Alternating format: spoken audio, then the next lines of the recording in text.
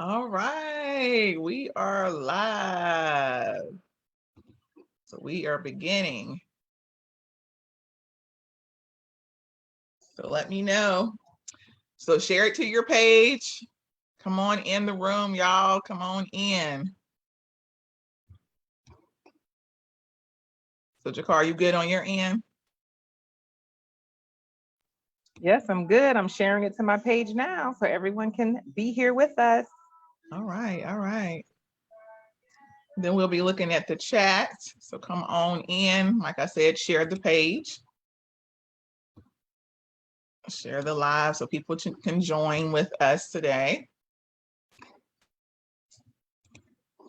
So I'm going to go ahead and get started. For those who are new to S.H.E.R.O Spotlight, just want to share some background as people are coming in onto the page. So I started S.H.E.R.O Spotlight probably back in June. I started doing, or July of last year actually, I started doing Saturday Seeds every week where I was just sharing words of wisdom. I am a licensed clinical social worker, which means I do provide mental health therapy and have been working in the field for over 20 years. So as I was doing the Saturday Seed, because my whole thing is to uplift people and to empower them, I really wanted to spotlight. I have this concept that I had when I was going through my deepest or darkest moment in life when I was going through a divorce that really inspired me to push forward. And the acronym that I created is S.H.E.R.O. As you all know, that S.H.E.R.O is a female hero, but I created an acronym. S is sacrifice for my child. H is healing from my past hurt. E is evolving into what God wants me to be. R is revealing my truth. And then O is obtaining my goals and happiness. And so that is what S.H.E.R.O means to me. And so I shared my story. And then I decided, hey, I want to highlight other women to share their journey, because during that dark time, I wished I had someone who was walking in my shoes that I could have talked to help me through, because we all just need a little help. And so I started compiling this list of friends that I have who are amazing women. Jecara was one of those people on my list. So I had thought about, having her later on in the year, but I recently heard an interview that she was doing, and I was like so inspired. I'm like, okay, we're gonna bump Jecara up. We're gonna keep this momentum going. And so here we are today. And it's funny, when I asked her to be one of my S.H.E.R.Os, she was just like, after watching the first S.H.E.R.O Spotlight with Teresa, and shout out to Teresa, who did an excellent job. She was like, I don't know if I'm a S.H.E.R.O. I don't know if I can follow behind that. And I'm like, you are, because we all have our own journey, our own way. Teresa had her own way, which she is blazing, and you have your way where you're blazing as well.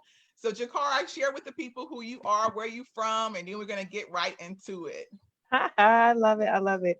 So, of course, Jecara Rivera. I am from the Orlando, Florida area, and I totally just live my life. I realize that I just keep a smile on my face no matter what's going on in life. And then as time goes on, you realize, man, I overcame what? I did what again? And so as I share my story with people and realize other people are going through, and I really believe we've all gone through pain, whatever that looks like for you. And by sharing that and by sharing how we can overcome, we all become better. We are able to level up. And so that's why I'm here, because I want to share with you all how I overcame. And then I just had this beautiful relationship with Alicia over the years, and we've just continued to connect. And I love what she's doing, and be able to share and inspire you all on a monthly basis. So I'm here for it, girl. Let's get into it. Yes, let's do that. And if you don't mind, put it in the chat. Let us know where you're from, because I know people are from different areas. If you're from North Carolina, Virginia, Florida, wherever you're from, put that in the chat so we can connect with each other. Also, if you feel something that has inspired you that Jecara is saying, or I'm saying, put something in the chat. Let us feed off of that. You know what I'm saying? It's kind of like when you're in church, if you hear something good the pastor say, let's get a little amen or something. I love So, that. Yes. Jecara, the first thing I want to start off with is, you are a teen mom. You became pregnant at the age of 16. So if you would please share your journey as a teen mom and that initial feeling and thought when you found out you were pregnant at that age. Share that with us. Yeah. So yeah, it started early, y'all. When I, as a kid, I was like the most enthusiastic person you could meet. I never met a stranger. I talked to any and everybody, and I just love to meet new people. But coming around the age 15, 16, you start to wonder, you start liking boys, and boys start liking you. And it was Right. time in my life where I was just like, well, I had all the love and support from my parents, or it wasn't like I was from a broken home, but you still want that attention from other people. So I tell y'all, sometimes you don't want the attention you're looking for. So I wasn't looking, I wasn't even in a relationship. But at the time, y'all, I let pride get me. Sometimes they say, watch for the men folk when they say, if you love me, then you'll do it. Child, that didn't work for me. I don't love you. I don't even want you. What you talking about? But you know what I fell for? What you scared? Y'all, why I let pride get me? Why did I let pride hold me down? So prideful moment. Oh no, I can do whatever I want to do. I'm grown. And grown turned into a big old belly full of baby. Y'all, when I found out I was pregnant, I realized I felt like all the dreams I had for myself were gone. I had really set myself up to be the first Black female CFO of a major corporation. Girl, y'all, I could see that thing. Alicia, I've had on my Black power suit with my briefcase and my French roll, because French rolls was the bomb back in the day. Yes, they were. So I just knew that's what I was gonna be. But when I found out I was pregnant, y'all, I stopped. I just realized that I'm not going to make that in my life. And so much so that that message was wrapped around me all the time. When you become pregnant and you're in the public school, they put you in I call it the pregnancy class with all the other pregnant girls that they just had a baby. And they tell you only 1 in 7 of you are going to graduate school. Some of you might make it out to night school, but pretty much don't expect much from yourself. We're going to help you get along through this school year, and good luck to you for the rest. And with society, they gave me all the statistics and the labels that I just wasn't going to make it, and my son wasn't going to make it. Low birth rate. He won't graduate high school because you didn't graduate high school. Wow. And I was depressed. I was sad. I was lonely. And none of my friends could truly understand what I was going through. And I realized this is not my only story. I'm not the only person in the world that was a teen mom, right? And every one of us has a different story of how we got there. But how I got over, and Alicia, I think this is so huge, is I remember writing a letter to my mom. And in that letter, I was boohoo crying, just telling her how I knew I disappointed her, disappointed our family. And if she wanted to pretty much disown me, it's okay. I totally understand. Oh, wow. It took a couple of days, but she wrote me back because I was really at my lowest point in a really deep depression. Didn't talk to anyone, sitting by myself in the school. And she wrote me back this letter, and it was huge, long. But the part I remember the most was, and I still have it today, is there's nothing you can do that would stop me from loving you. Mm-hmm. Those words hit me so hard because I realized that even though I felt like I messed up and my life was over, my mom felt that there was nothing that I could do, that she could still continue to love me and build me up and believe that, you know what, whatever you want to be and do and have, Jecara, you can have that. So I leaned in her belief in me to be able to pick back up to where I was and say, all right, this dream can still happen. I didn't believe it, but I believed in her belief. And I'd slowly walk back into who I am today. Wow. Thank God for a great mama. Right? Mamas are good. Mamas are real. Right. And so speaking about your being a teen mom, and I know we both grew up in church because if you watched the video yesterday, that's how we met. We were church sisters.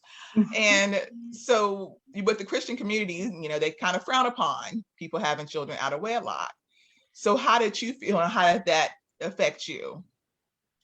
Yeah, so right. Yeah, you sit under that tutelage of purity and save yourself for marriage. And so you know the right things to do. And we know none of us are perfect, but some people can walk around with their sin and nobody know.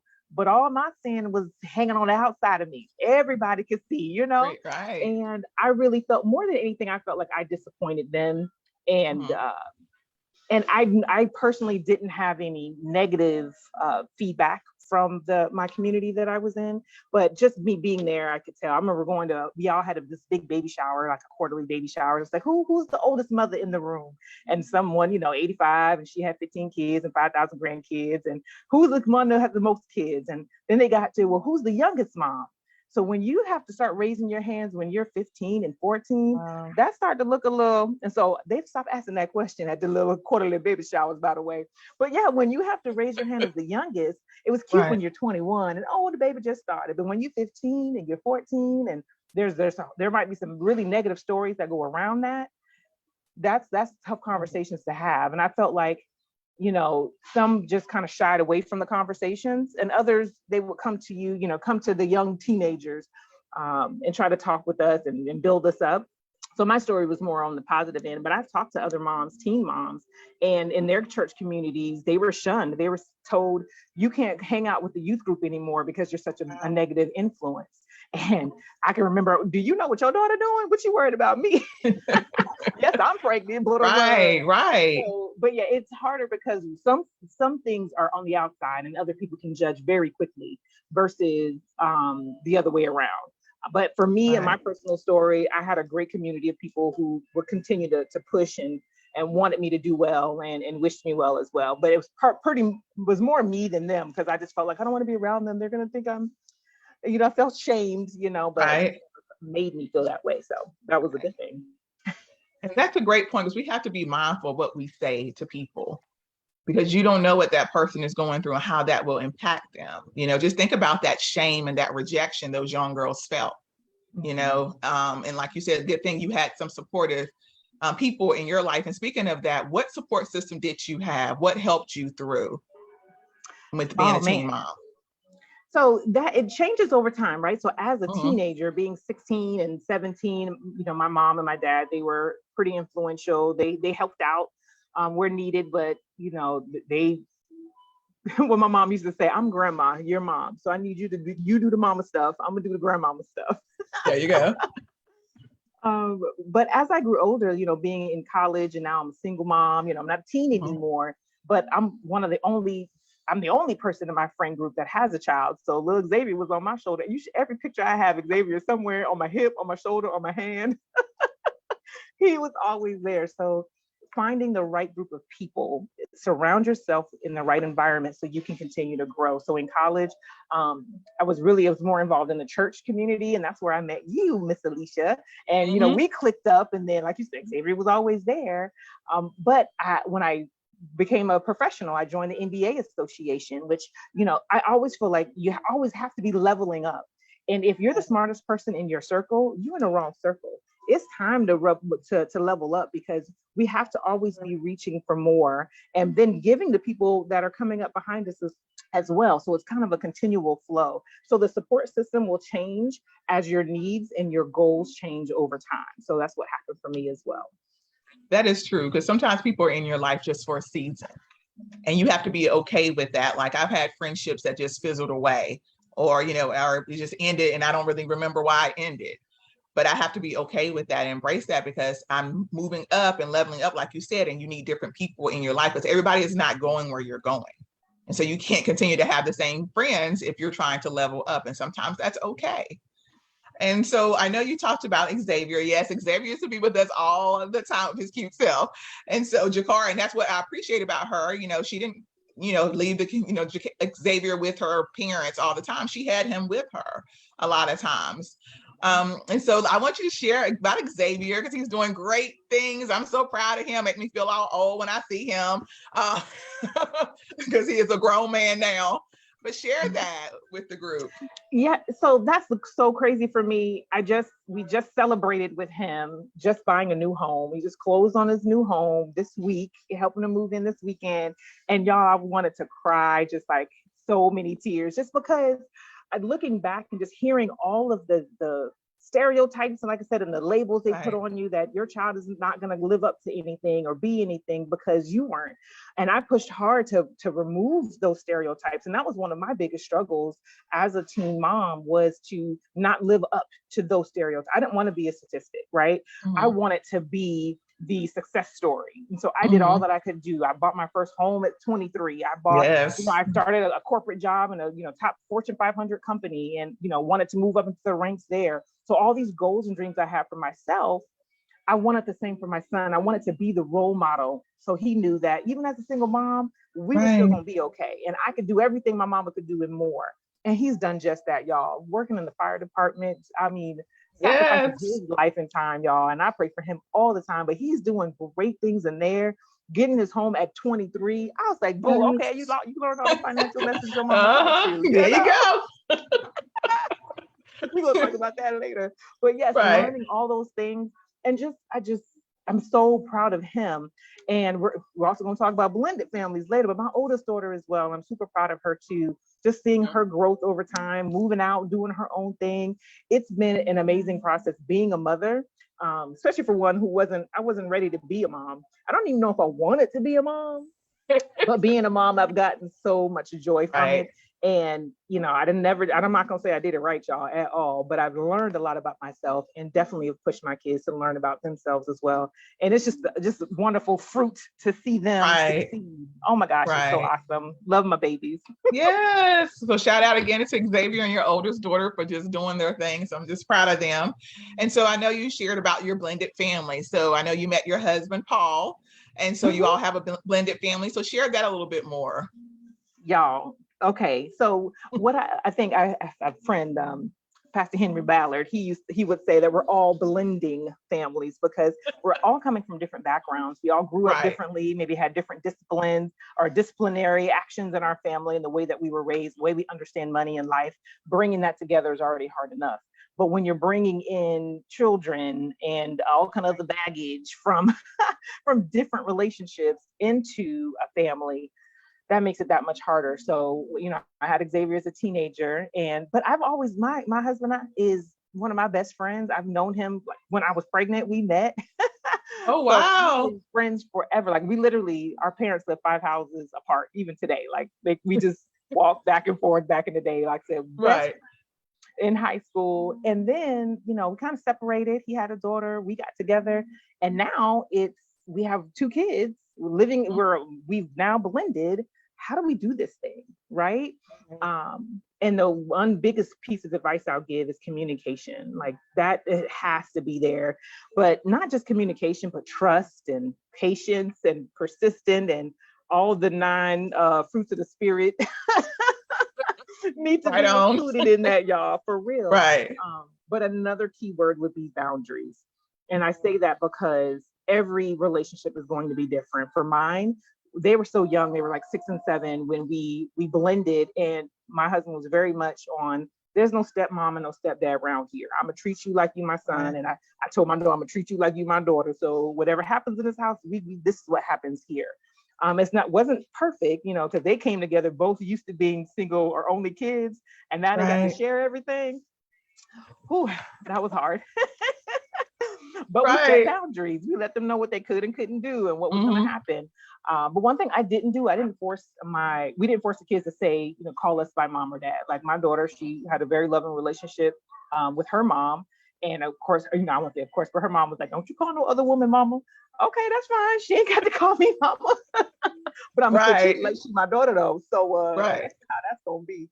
And it was so heartwarming. It took a couple years, but she called me mom. It was like out of the blue. And it was just there. And I was like, I'm not gonna make no big deal. I'm gonna cry later. This is beautiful. Okay, baby, what you need? Right. But it took time. And that's kind of the point of that story is when you're blending, it's going to take time. And if you're blending as older, like teenagers coming into a relationship, teenagers already got their own issues. Right. So, but talk that out and understand when you have teenagers, have them, yes, it's your relationship with your husband, wife, spouse, whatever, but the teenagers have a lot to say. And I would just encourage you all to keep them in the conversation when it comes to relationships and what those boundaries are, and make sure that, they are communicating and you're communicating with them. Just my 2 cents, just from seeing what I see. But, I see some families where they're like, then my kids, don't touch my kids. Okay, well, understand if you stay in a relationship, that's what it's going to be. So you got to realize, is that a boundary that you can cross or you can live with? And if not, make your decisions wisely.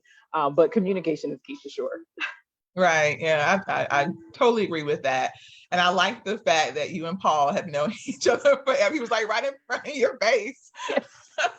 Right? Let him tell you. We've been dating for 23 years. He'll tell you, oh, how old is baby? That's how long we've been together. I'm like, we've been on and off. You cheated on me for a while. I said, boy, hush. Ain't nobody cheated on you.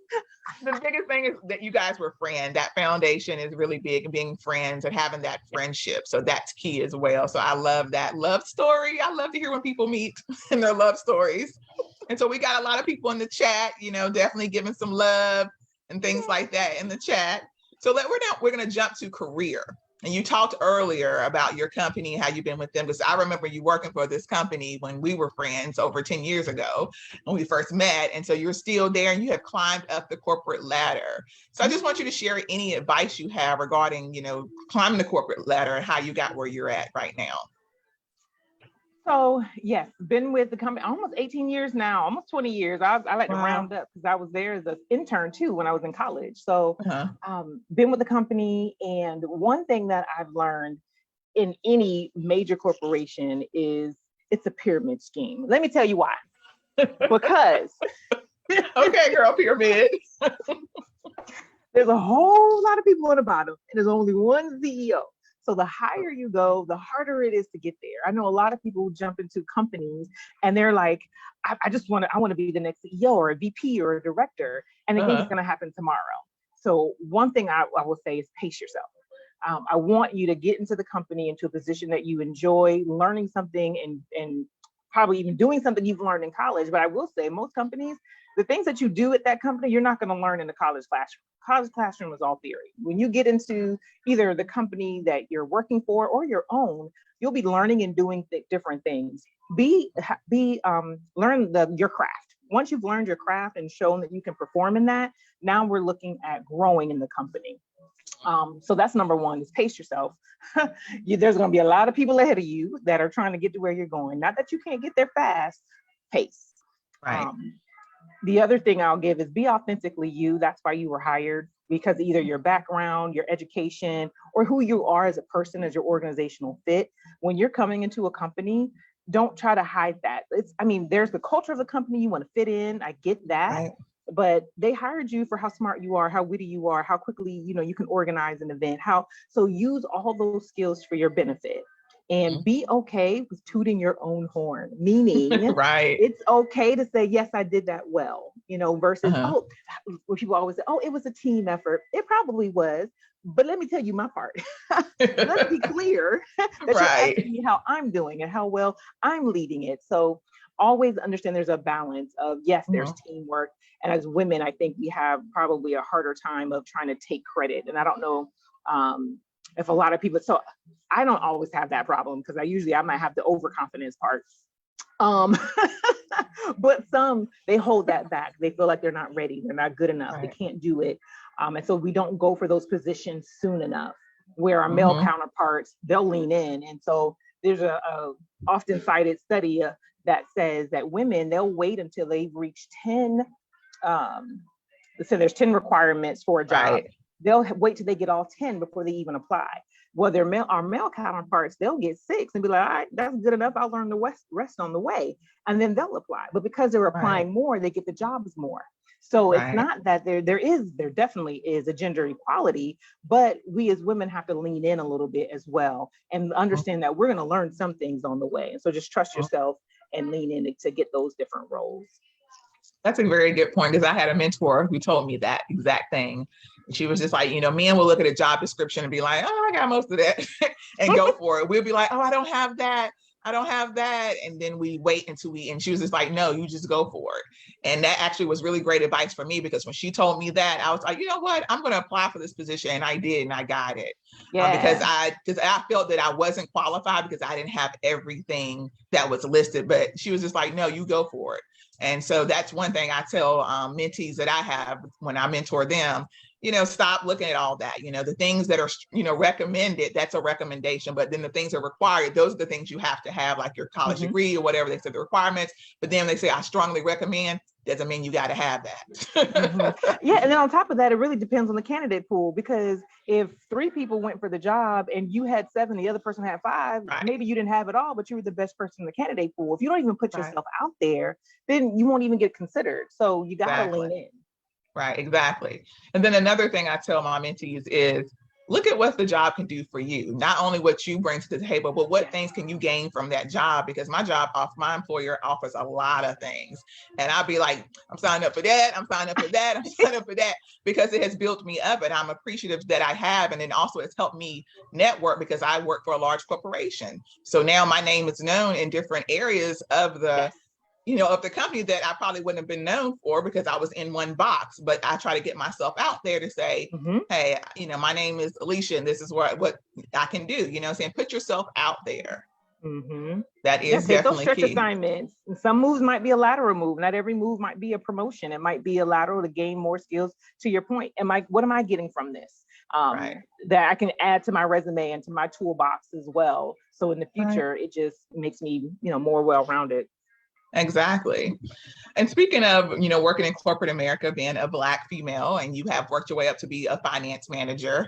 So how do you handle that? Because I know sometimes being a Black female in corporate America, we have to be mindful of how we communicate. We don't want to come off as the angry Black woman, saying, so we do have to be assertive, but you don't want to cross that line of being aggressive. And there also, so how do you handle that? And what are some communication tips you may have for someone? Yeah, so I love that question because I think that it comes up more often than we think it does. Right. And so let me just say this. So the only way it's a problem is someone tells you, and most people won't tell you. So if you're coming off as aggressive versus assertive, so I think assertive is fine. Aggressive seems like you're trying to take over, and we don't want to seem like we're taking over because most of the time when I'm speaking, I'm all about collaboration. I want to know what we're thinking, but I may come off as, I'm telling you what to do. And sometimes that's that mama in me too, because listen, little boy, I told you to sit down, and that comes out at work sometimes. So that mommy mode turn into work mode. But I'm not angry. I just want to, let's have a conversation about it. So if you're concerned about that, find someone, a peer or a manager, peer might be better, is, hey, we're going to this meeting. I want you to listen to me, and have them specifically listen for, how did I come off? Did I come off as competent and knowing, or did I come off as rude? And then take that feedback. Sometimes just hearing it, knowing like, no, you were fine. You were overthinking it. And sometimes that's what it is. We overthink it. Other times, you kind of cut them off in the middle of a sentence, and you might want to watch that in the future. For me, that's what I had to do. I did have someone who would be in a room and they would give me one of these little eye movements and I talk with my face, y'all. So I don't even have to say a word, and people know, oh no, Jacara's unhappy. And so that happened a couple too many times. And I was like, well, listen, I'm not happy, but you don't have to stop the whole meeting and make that little comment, sir. So I did that outside of the meeting, though. So a lot of times it is just making sure you have the feedback, understanding, is it really coming off rude? Am I overthinking it? And if it is, and that's not your intention, then some tips I'll give you is, I learned this from the 7 Habits of Highly Effective People, is first, wait till you understand before you're to be understood. So truly understand what the conversation is, what's happening. Why am I speaking? Is it something I need to say right now, or can I hold this till later? Am I just trying to make noise so people see me, or is there really a point I need to make, right? And I know we're always told to sit at the table, make sure you say something so they know that you're there. Make sure it's relevant to the conversation as well, right? Right. So just be mindful of, why am I speaking? And then outside of that, the other feedback I already gave was just have someone listen for you and with you and make any type of tweaks that you need. But yeah, over the years, this was another thing I wanted to say is mean nice. That's what people call it when Jecara is not happy, but she's going to speak to you with a smile. So if I'm not happy and I don't like the direction like the conversation is going, meeting is going, the project is going, I might say what I need to say, but I'm gonna say it with a smile. And so they're like, oh, okay, that's that mean nice you got going on. Yes, as long as you know, boo. Right. So sometimes it's just, you just have to carve out that your own personality where people just know, okay, that's the tone I get when Jecara is not happy. And everyone knows it, and we're all good. No problems. And now with you being a finance manager, funny story, because Jecara used to be serious about her finances back in the day when us other young people was not. And so I want you to share with the people about, saving and, some financial tips, because that is your lane. So definitely share that with us. Yeah, so I think when I was younger, I was just cheap, y'all, because it's not like I didn't have money, because I had this corporate job, but I always act like I didn't have money. That's probably why I had money, We would go out to eat, and I'd be the one to get the little kids' meal, or, let me get an ice water, please. Everybody else getting drinks. This is a little parsley, little ice water. But when it comes to personal finances, it's not something that's taught, and we need to be teaching that before we even get to high school level, right? I think I even saw somewhere that they're going to try to put it in high school. You can't graduate until you have a personal I finance like class, that though. which I think that's awesome and great. But number one is spend less than you make. And you do that by paying yourself first. Meaning, even if you start with 1%, depending on where you are in your financial journey, just start with the 1% of whatever income you bring home and move that to a savings account that you can't touch. I'm not even talking about investing, y'all. I just want you to move it somewhere you can't touch it. And what that does is that gets you into the habit of not overspending. When we get into the habit of using credit cards for just daily needs, that means that, we're overspending the income that we have. And what tends to happen is you make more money, you spend more money. So what you want to get in the habit of doing is just saving what you already bring home. And then when you make more money, save a little bit more. And I do that every year. Every year I get a promotion or I get a raise. I take a percentage of that and just move it to the side like I don't see it. I didn't have it before, I don't have it now. And I've just gotten to the habit of building that savings up. The other thing I'll tell you is education. I believe we can do anything if we can just learn how to do that. And just picking up a personal finance 101. If you, like I said, we're depending on where you are in your journey. Don't be, ignorant to the financial needs of your household. If you're maybe you're not, maybe you don't make the money and you're at home and you're just assisting with the finances, you need to know just as much as, your husband, your wife, whoever handles the money in your household, you need to know just as much because you don't want to get caught off guard. You need to know where your insurances are and educate yourself on those things and start having those conversations. And girl, in the Black family, we just don't talk about stuff like that because that's just being nosy. You don't ask me how much I make. I don't ask you how much you make. Right. But I feel like that not having those conversations, we're not talking about insurances and the best way to handle the medical bills and how, because if we have those conversations now, it's more normalized, and we have to normalize the conversation about money in our families, with our friends. And if we don't feel comfortable talking about it, we need to become comfortable. Start educating yourself and just talk about, hey, I just read this book. What do you think about this chapter? And then at least you're talking about the concepts and maybe not your personal life, but start having these conversations, and that'll help you tremendously when it comes to your personal finances for sure. I saw a lot of hearts in the chat when you were talking about that and educating yourself, because let's be honest with you, you had your son and you taught your children. So now you have planted those seeds and now it's showing up in their adult lives. Like you said, Xavier, 23 now, closing on his first home, that's amazing. So tell me some things. How did you teach them? Did you have them have little accounts when they were younger? Give us some tips regarding that. I've tried different things over the years, and I don't, some stuck, some didn't. When Xavier was much younger, I was on this whole, listen, I'm gonna give you a budget for a household and you have to budget the whole thing. Let me see how you do. That didn't work out. I was like, probably too big of a task right now. But I've done a little bit of, let me give you an allowance and then, help you spend it. And I was like, I went away from the allowance to commission. Everyone works for the money that they get. So I was stuck on that for a while. And now it became, I'm gonna give you a little bit of money, but then you're gonna have to work for some, because I need to give you the practice on spending and saving yourself and giving. Those are the three things we made them do growing up: is spend, save, give. But then as they became teenagers working on their own, making their own money, I helped them develop a budget and stay within that, again, with those three keys in mind. And now I use a software called You Need a Budget, or YNAB, and I set my kids up on that. And my two little ones now, my 10 and 12-year-old, they're using it for, their little expenses, going out to eat. And so it just helps them to see what's there and to teach them they can't spend more than what they have in their budget. If you don't have it, you can't spend it. I know you want that $40 thing over there, but you got 10. So what you gonna do? Guess you need to work around the house to earn some more money. Okay, I need you to clean the gutters out, So that's how that works for them. Right. I definitely believe that's key, because my parents, when I was growing up, they were always big on paying your bills on time. So I learned that at an early age, and then to have good credit. I was really big on that, and not a lot of people are taught that when they're younger. And then I really have taught my daughter now how to save, how to start a business and all those things, because you want to have that mindset already.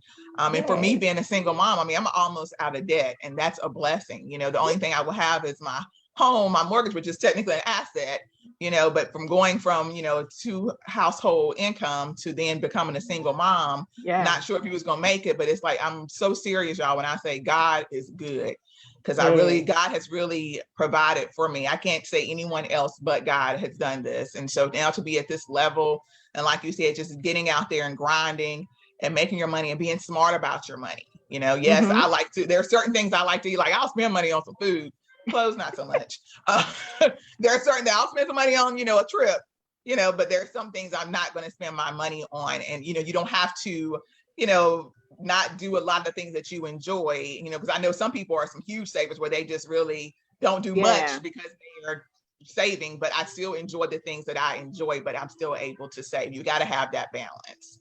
Yes, agreed. Oh man, yeah, I could talk about this forever because everyone looks at it differently, and there's like a billion ways to do it. And that's why I said educate and find what fits for you, and do whatever you need to do to find that right fit.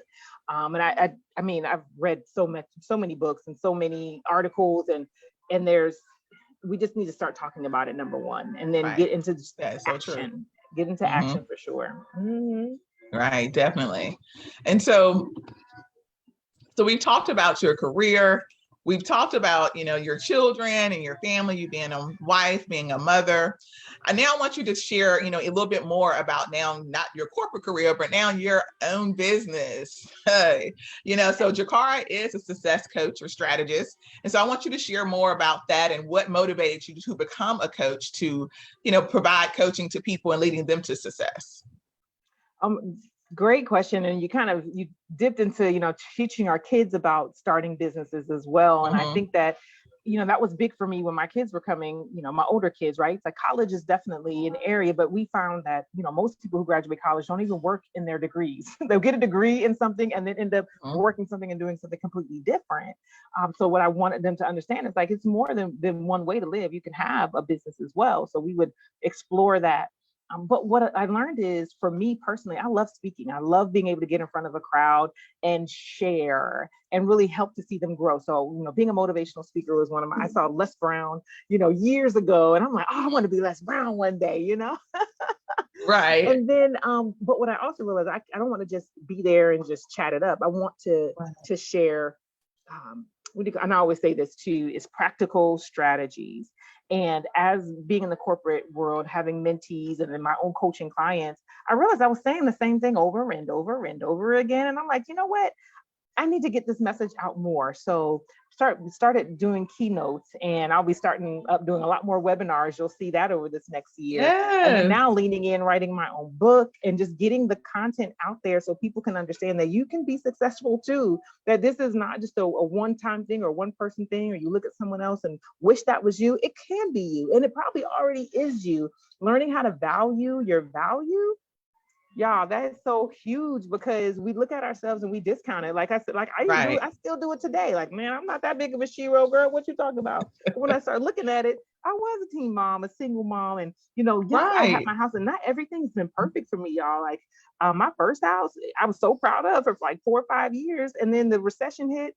Your girl lost the house. Like, I literally almost had a foreclosure, and thank God for the short sale. Now that was much better for the credit. But I was able to use all the skills and the tools and strategies that I had and have learned over the years, and bought another house, y'all, and made more money than I did the first time. That's what I'm talking about. Right.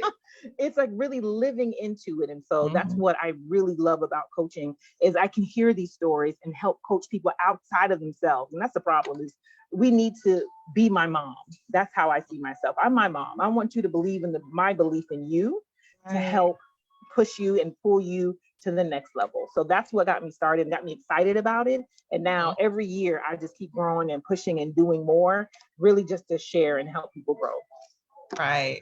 Now share a little bit more about your book. Tell the people the name of your book, and it's going to be coming out and all that good stuff.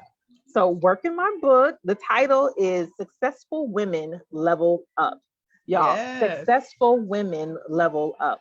And I kind of alluded to a little bit of that earlier, leveling up, not in your friends, in your career, in your entrepreneur, at home, in every area of your life. You can become a better version of yourself. And this book will take you through those strategies to get you there. So that book will be coming out later this year. So keep your eyes open for it, for sure. Yes, so make sure you support Jecara. So where can they find you so they can kind of keep updated on what's going on with you? Cool. So what are your social media handles? So you can find me at Jecara Rivera on both Instagram and Facebook. So if you're out there, and I can go ahead and drop that in the chat for y'all. Yes, But go if you're ahead. looking for, I usually drop some motivational moments where where I just share content, keeping you motivated and inspired, but also any new things that are coming out, webinars that are coming up, or the book launch that you'll see later this year. You'll see all that on the social media handles. If you have questions, want me to keynote, I'm there for that too. So Yes, go ahead and follow me on those. Yes, definitely drop that in the chat. So Jecara, so how did, with all this going on, balancing, being a mother, a wife, and your career, how do you find work-life balance? Does anyone? No. What I remind myself that I can't pour from an empty cup.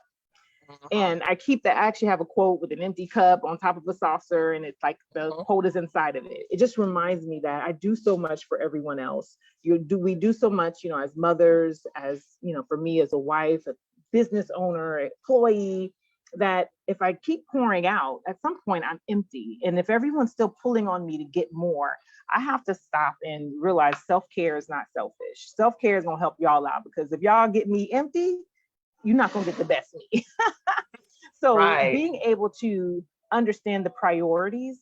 So where you may not have a day or a week that is balanced, like 50-50. I don't believe that truly happens, but you can prioritize your seasons and what's going on, and then with that, pulling the support in that you need. So for me, this is a really busy time for my business, and my husband has stepped in a lot of ways to help build and grow. And before, when we both were busy in business, I would have friends that would be able to step in. Or I found some, it was my kids were more, prioritized because sports season was going on. So I couldn't make the keynotes and didn't take on big projects at the job because that was where I was working. So understanding your priority at the time, but always prioritizing yourself and keeping those big visions ahead of you. So when the decisions come up, should I do A or B? You've already have the vision in front of you, so you can easily decide on what's best. But I do know mommy guilt is real.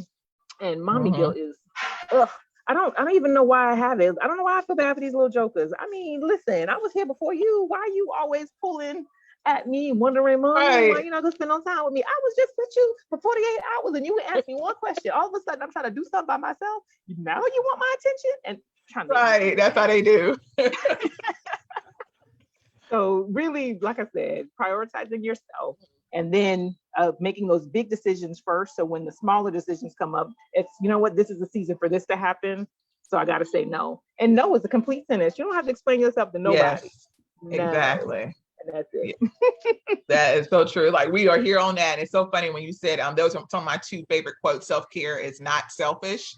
And also, you can't pour from an empty cup, because I teach mental health professionals, and sometimes we tend to have burnout because we're out here helping people all the time. And I have to remind them about self-care and taking that me time. It's like an emotional reset, even if it's like 5 or 10 minutes out of your day doing something that you enjoy. I know for me, I started doing meditation more, and it just brings me back to center, tuning out the outside noise and just focusing and just finding that balance and that me time. So I love that. And so I have a couple of other things to ask you before we end. And this is just, you and I, we love quotes. So I want you to tell me, what is the quote that best describes your journey? Yeah. This is such a hard question because I do love quotes. I'm always like throwing quotes. Yes, like, me too. Everybody should love this one. But and it's not a quote, it's a poem that really describes my journey, is "And Still I Rise" by Maya Angelou.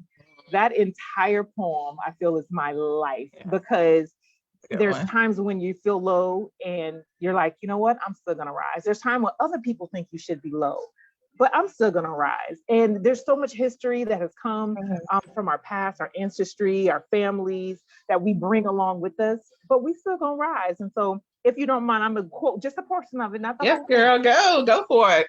thing. My reading voice on. So this is the part where it hits me every time when I think about what other people are thinking of me. And it says, did you want to see me broken, bowed head and lowered eyes, shoulders falling down like teardrops, weakened by my soulful cries? Does my haughtiness offend you? Don't take it awful hard, because I laugh like I got gold mines digging in my own backyard. You may shoot me with your words, you may cut me with your eyes, you may kill me with your hatefulness, but still, like air, I rise.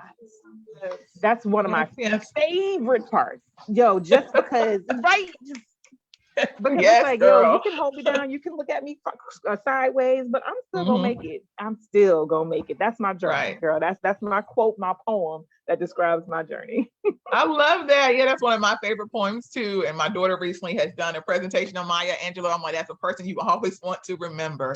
Wise Mhm. woman. I love her words. And so I want the last question for the night is, what is your greatest lesson learned on your whole journey? What has been the greatest lesson learned? My greatest lesson learned. There's so many. I want to talk to the three things that come to mind is mastering your thoughts. When I say master your thoughts, I mean that self-talk, that negative self-talk that we give ourselves. We are our own worst critics. That's right. So We are. when you're going through, and then even when you're coming up, we still tend to think about the negative first. So when you can master your thoughts, stop blaming, stop complaining, stop thinking negative, and work on your self-talk, I've learned that's key. Because anytime you're starting something new, it pops in your head, and you can start doing well, and you might be good, but you start something else new, that negative self-talk comes right back up. So master your thoughts. Second is belief, and I've talked about that a few times. Is if you can't believe it yourself, surround yourself with people who believe in you.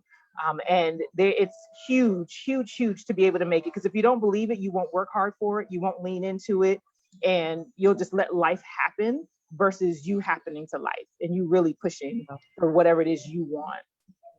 And then thirdly, and I didn't talk a lot about this, but I do talk about it in one of my coaching programs, is ask, ask, ask. Ask for help, ask for clarification, ask for feedback. When you don't ask, you don't know. And you have not Right. because you ask That's not. not right. So in life, those are the three things that I've learned is by mastering my thought, what happens in between these two ears, and the belief that also happens between these two ears and your Right. heart. And then lastly, asking and not being afraid of the answer and just getting what you want. Again, you have not because you ask not. So when you Right. ask for the support, the help, the everything. Get that MBA, y'all. Master, Right. believe, and ask. I love that. And it's in the chat. My sister has put those in the chat for everyone. Thanks. Shout out to my sister Shy. But it was so funny that you say that because master your thoughts and you're right. We are so critical of ourselves. And sometimes I feel like it's the fear that's talking to you to try to, that's the fear that's holding you back. And I've learned that, lately, saying just jump out there because that's the fear that's holding you back.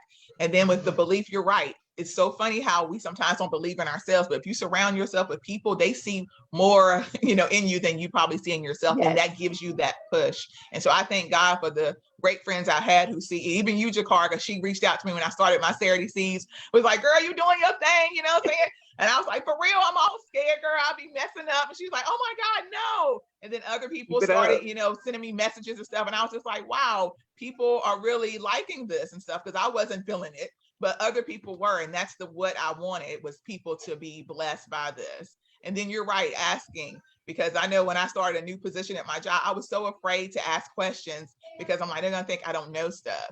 And it was so funny because one of my mentors said, probably somebody else on that call don't know. And so now when people are saying things in a meeting and I'm like, can you please clarify that? It's always somebody else be like, yeah, I was going to ask the same question. Right.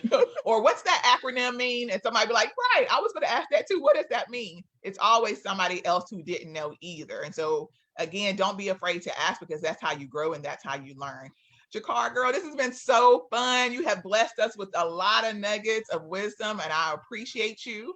And thank you all for the audience. I see you in the audience, all the comments, the hearts, the likes, and stuff like that. So Now I'm going to give everybody a moment. If you want to ask Jecara a question, here is your opportunity. If there's anything you want to ask her. So I'll give it a second to see if anybody wants to type in the chat if you have a question for her. I see people saying this was awesome. Oh, Meech, I thought you said you was going to watch Jeopardy, giving us a hard time.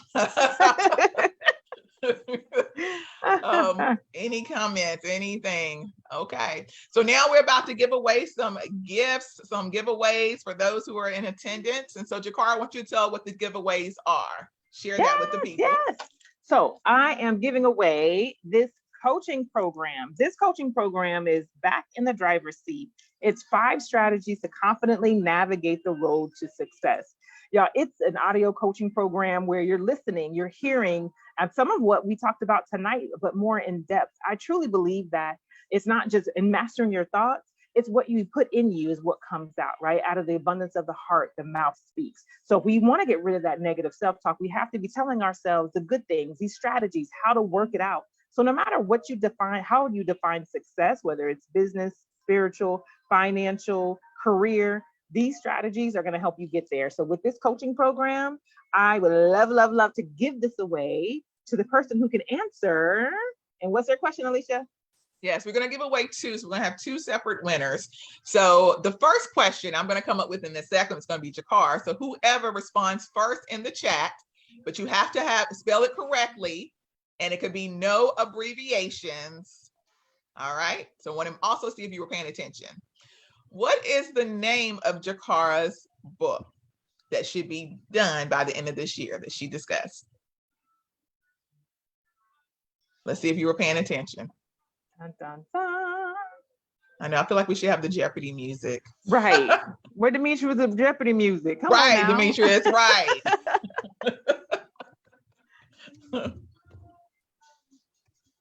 Anyone? Was y'all not paying attention? All right. So what is it? Anybody? We might have to get some clues. Yes, you can play. My sister asking, can she play? Yes, it's for anybody. Yes. All right. Successful woman. You close, Gina. Hey, Gina, by the way. Successful women level up. Is that right, Jecara? That's it. Successful women level up. Yeah, you were almost close, Gina. You had that last little part you had to get. So, Shy, although I know your information, I will send you this information. All right. So, Jecara, what's your question for the next person? Next question will be, what is Jecara's favorite poem? What poem describes her journey? Anyone remember?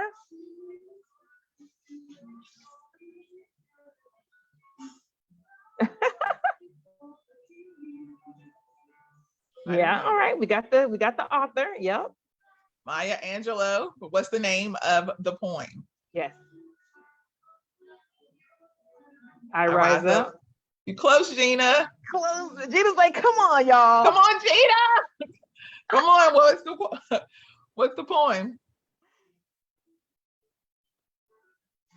Now, y'all should know that this is Black History Month. Now, come on now. And Still I Rise.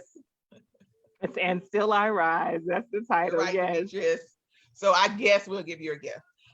Listen. Gina, she didn't try twice. I'm gonna throw in a free audio coaching program for Gina too, y'all. Yay, okay? For Gina. So we got Gina. Our winner, Shy, Meech, and Gina. So we have you 3, and I know all your information, so I will make sure you all get this wonderful package. So Jecara, like I said, it's been awesome, and thank you for being my second S.H.E.R.O. Again, y'all are setting this up. Y'all are just keeping it moving. We are on the inspirational train, with 2 of y'all who have done an excellent job, and I already have my 3rd one lined up for March.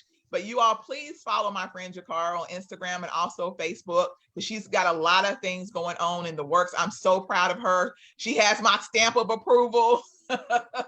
And so I'm just so proud of you, friend. And I just love you, and I just appreciate you, and just keep doing what you're doing. And thank you all that joined the live today. I appreciate you. And if this was a blessing to you, please share with other people as well, this recording. And I hope that you all have a blessed night. And thank you all again. Jecara, any last words? No, and still I rise. Y'all got this. We got this together. Let's do the journey together. Yes, awesome. All right. You all have a great night. Bye.